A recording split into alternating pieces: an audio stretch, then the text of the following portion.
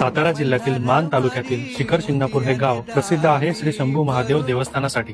छत्रपती शिवाजी महाराजांचे कुलदैवत असणारे हे महादेव मंदिर यादवकालीन आहे। पौराणिक कथेनुसार नारद मुनींनी कळ लावल्याने माता पार्वतीकडून सारीपाटामध्ये हरलेले महादेव रुसून बालाघाटाच्या डोंगरात आले व त्यांना विनवण्यासाठी माता पार्वतीने भिलिनेचे रूप घेऊन शंकराला मोहिनी केले आणि त्यांच्याशी तिथे विवाह केला। ते स्थान म्हणजे शिखर शिंगणापूर। याच विवाह सोहळ्यानिमित्त चैत्र महिन्यात येथे यात्रा भरवली जाते।